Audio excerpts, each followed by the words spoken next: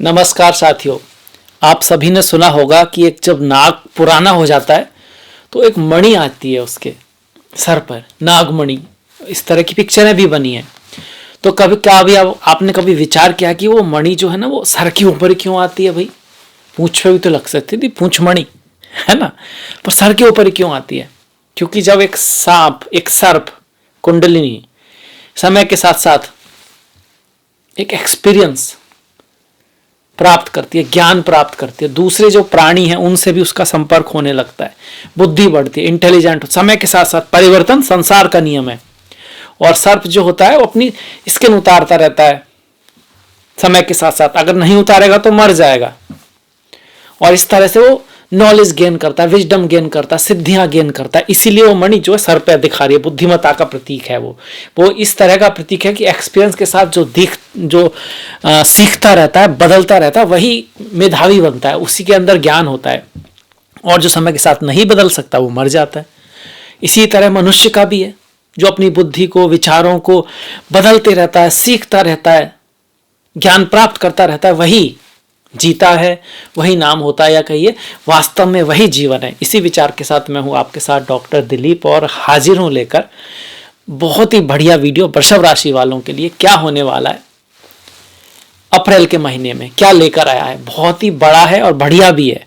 बड़ा इसलिए है, मतलब बढ़िया इसलिए है कि एकादश भाव में इतने ग्रह हैं और दसम भाव में शनि मंगल हैं। ये ऐसे ग्रह हैं जब साथ में आते हैं ना तो दंगल कराते हैं, विस्फोटक योग बोलते, बहुत बढ़िया नहीं मानते। पर कुंडली के सिर्फ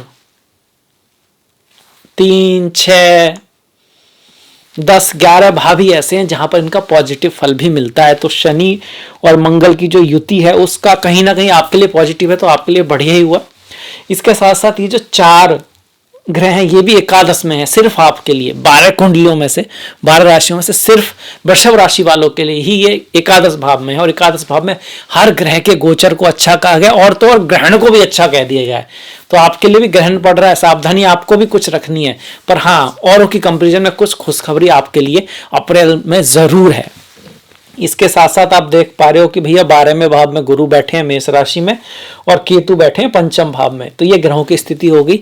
बातों बातों में स्थिति भी आई गई कि भाई दसम भाव में कुंभ राशि में शनि मंगल, एकादश भाव में शुक्र हैं, बुध हैं, सूर्य हैं, राहु हैं, इतने सारे ग्रह, और 12वें भाव में मेष राशि में गुरु। अब यहाँ बात कर लेते हैं रिजल्ट की।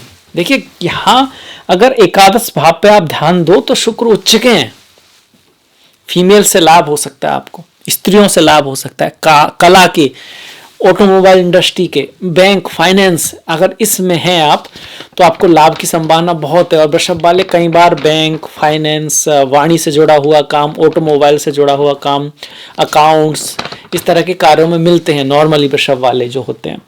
तो उसमें आपकी तरक्की होगी, ऊपर जाएंगी चीजें, धन की प्राप्ति होगी। और ऐसे तो पूरे महीने ये योग बना हुआ है क्योंकि शुक्र जो है यहाँ पे ही रहने वाले हैं लगभग पूरे महीने। पर फिर भी ज्यादा जो लाभ की जो संभावना है वो 10, 15, 19 तारीख को बन रही है। पर महीने की शुरुआत में हल्का सा केयर भी रखना है, भले ही आपका ग्रहण जो है 11वें भाव में है, क्योंकि सूर्य को जो ग्रहण लग रहा है आपका 8 तारीख को, और सूर्य आपके 4थे भाव के स्वामी है। तो मन में अपनों से, माता से, मदरलैंड से, अपने पुराने दोस्तों से कुछ मन खट्टा होना, उनसे कुछ बहसबाजी का होना हो सकता है।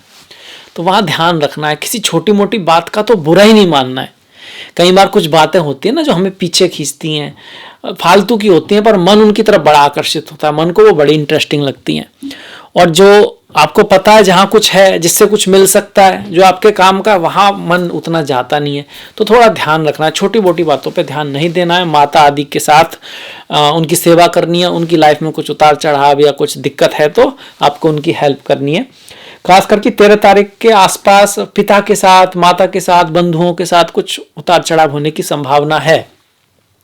11वें भाव में पड़ा हुआ ग्रहण अपने से बड़ों के साथ साथ जब धन की बात आए, जब लाभ की बात आए, तो आपको थोड़ा सोच समझ के निर्णय लेना है। 13 तारीख के बाद अगर कोई बड़ा निर्णय लें तो बढ़िया रहेगा, क्योंकि 13 के बाद ये सूर्य जो है यहाँ से निकल जाएंगे, यहाँ आ जाएंगे। ऐसे तो एकादश में अच्छे होते हैं, पर राहु के प्रभाव में है, मतलब जो भी करना है सोच समझ के करना है, देख के करना है। इसके बावजूद और राशियों के कंपैरिजन में आपके लिए लाभ की सिचुएशन बनती है। गवर्नमेंट से, वाणी से, स्त्रियों से, फीमेल से और फॉरेन चीज़ों से, विदेश की चीज़ों से। पिता को भी विदेश से लाभ हो सकता है, भाई बहनों को विदेश से लाभ हो सकता है, पत्नी पार्टनर को भी विदेश से लाभ होने की यहाँ पे संभावनाएं हैं।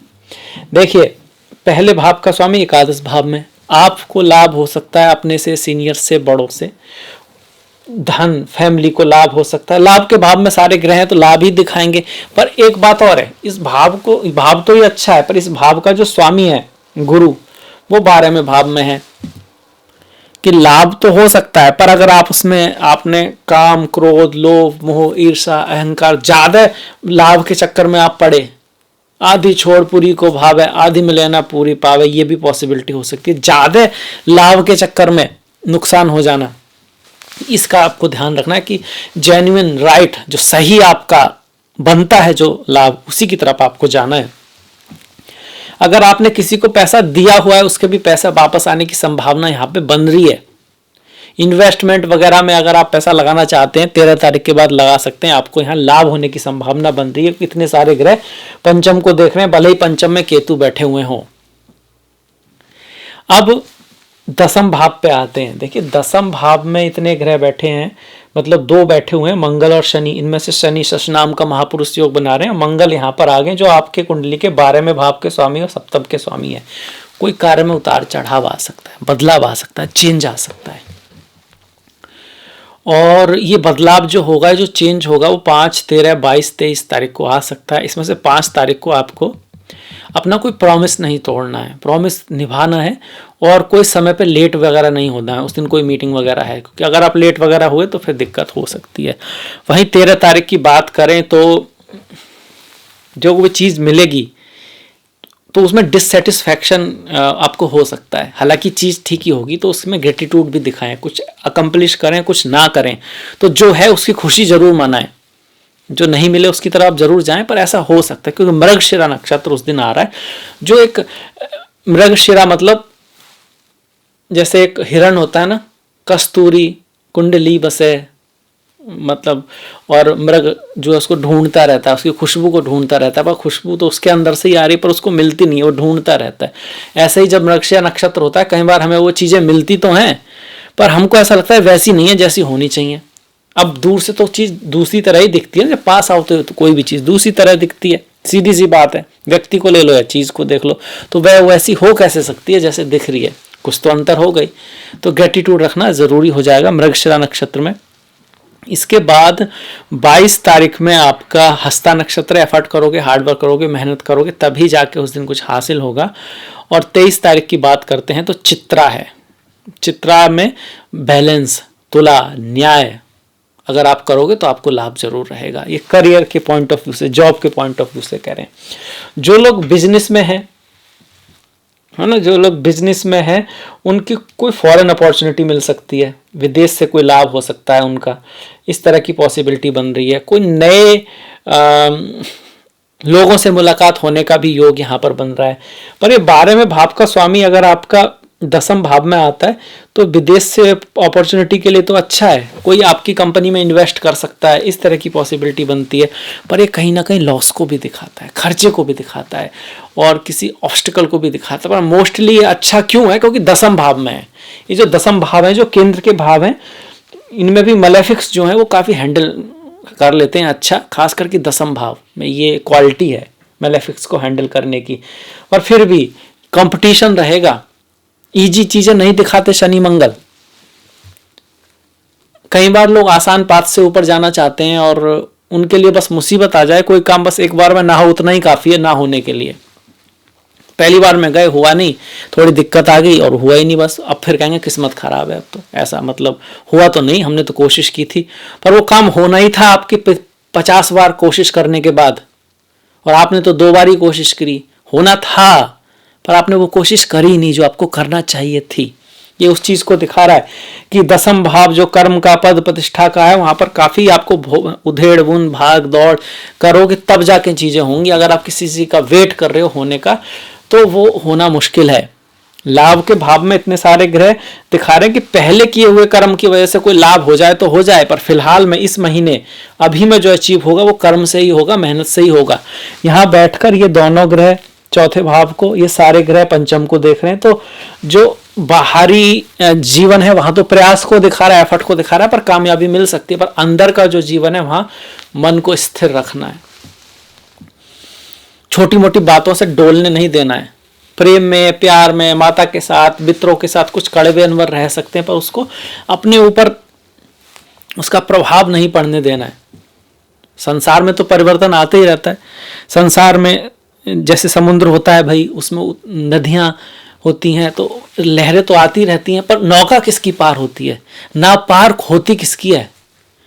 जो नहरों के साथ डोलने लगे जिसका मन, या जो अपनी नाव डोलने के बावजूद भी मन को स्थिर रख पाए, वही सही निर्णय ले पाएगा ना। तो वो बहुत ज़रूरी है यहाँ पे, क्योंकि मन पे ऐसे ही आ रहा है। पर हाँ, अगर आप अपने जन्म स्थान से दूर जाना चाहते हैं उस केस में ये आपको हेल्प कर सकता है। धैर्य बना के रखना है। मंगल की दृष्टि चौथे भाव पर गेन करा सकता है, पर जल्दबाजी में गेन नहीं होगा। पद प्रतिष्ठा मिल सकती है, पर आपने ना हड़बड़ में कोई काम करा तो फिर नहीं होगा।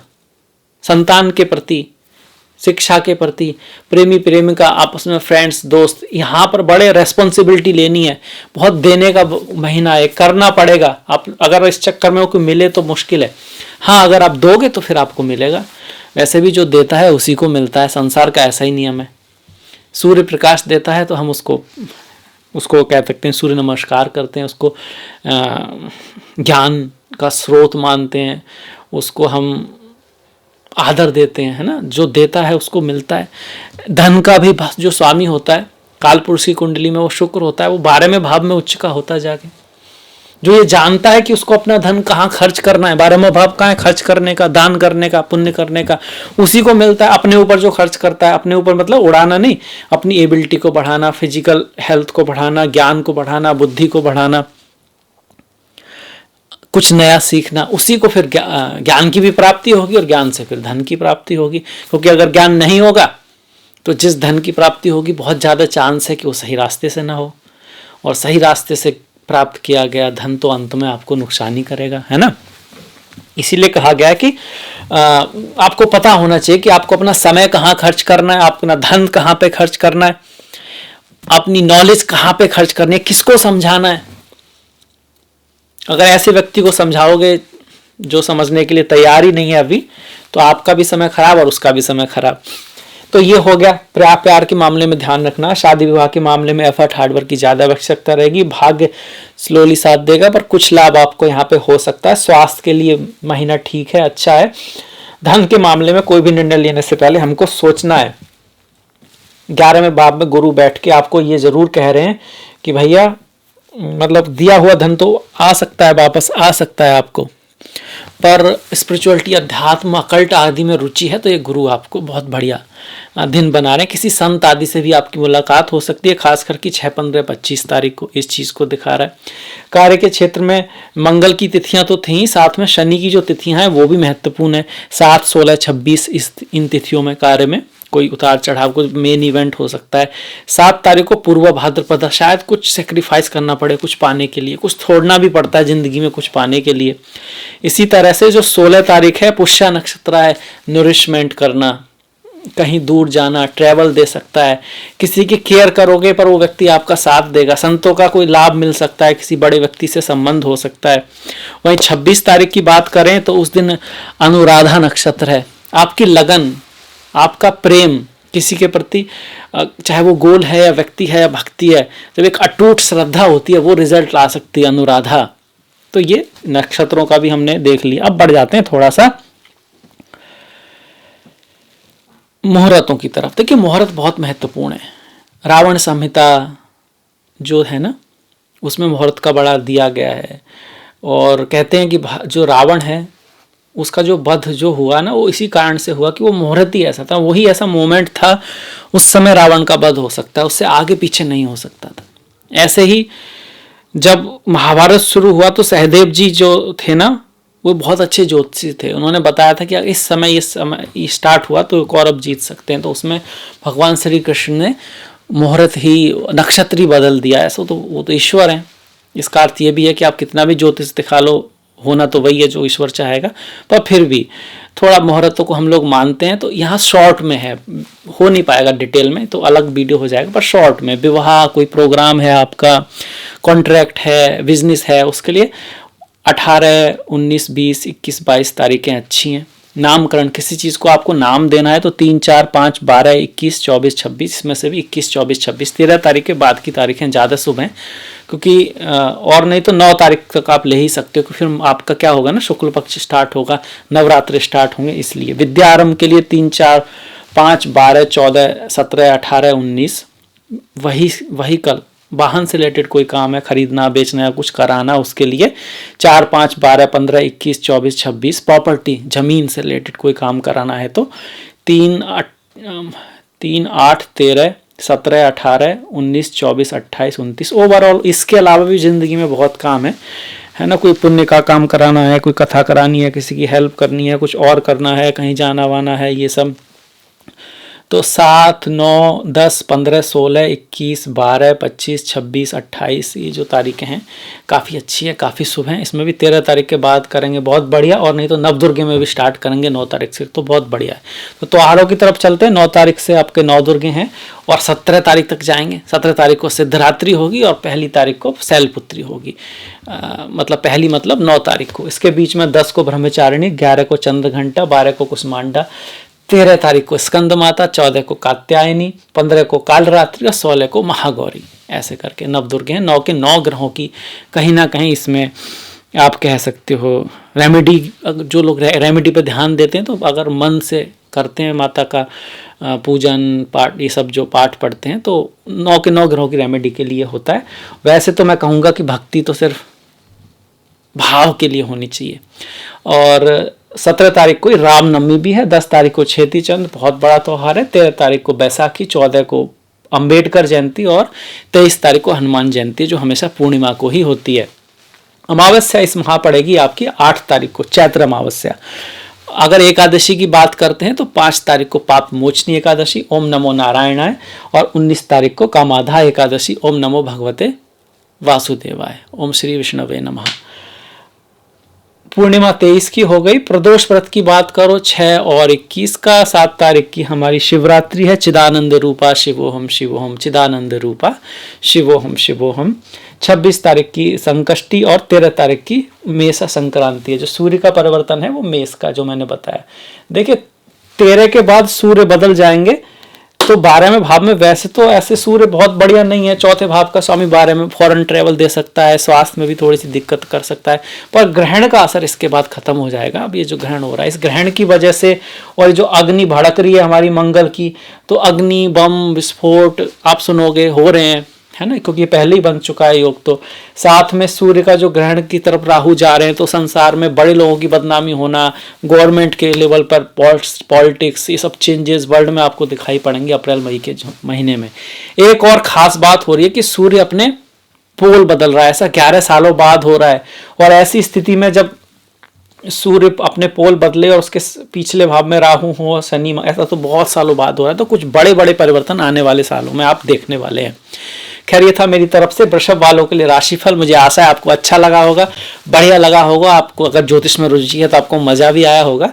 तो आपका धन्यवाद। अगले वीडियो तक अपना ख्याल रखें, अपनों का ख्याल रखें, सभी का ख्याल रखें। नमस्कार।